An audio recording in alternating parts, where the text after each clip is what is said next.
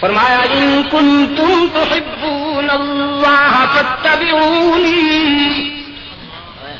تم مجھ سے محبت کے دعوے دار ہو، تم مجھ سے محبت کرنا چاہتے ہو تو میرا بھی ایک محبوب ہے، پہلے نہیں اس سے محبت کرو نا، پہلے اس کے در پہ جاؤ، یہ نہیں فرمایا کہ پہلے اس سے محبت کرو، یہ نہیں فرمایا کہ پہلے اس کو محبوب بناؤ، کیوں؟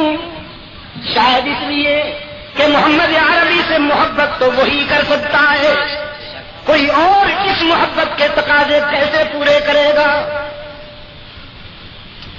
محمد صلی اللہ علیہ وسلم ایسا محبوب ہے کہ اس سے محبت تو اس کا خالق ہی کر سکتا، جس نے اسی کی محبت میں یہ ساری بزم سجائی،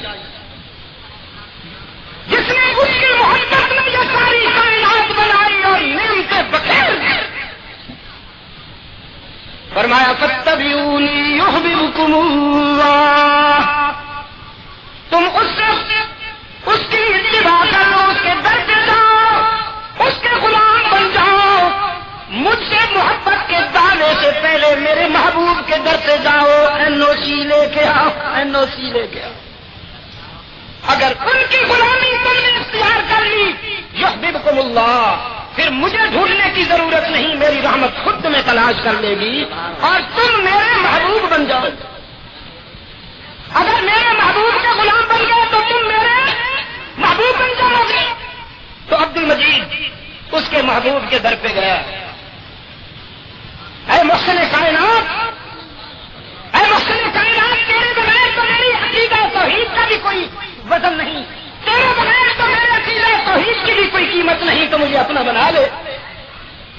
رحمت عالم نے فرمایا اللہ نے تمہیں میرے در پہ بھیجا۔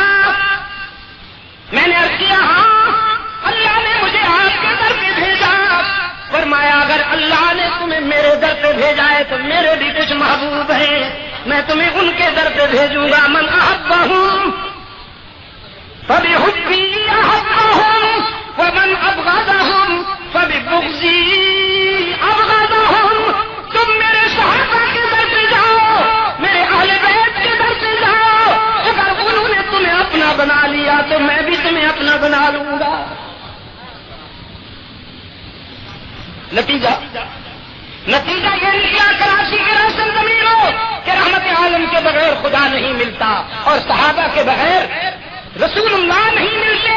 اللہ تک پہنچنے کے لیے رحمت عالم میں معیار حق ہے اور رحمت عالم تک پہنچنے کے لیے اصحاب و اہل بیت رسول میں معیار حق۔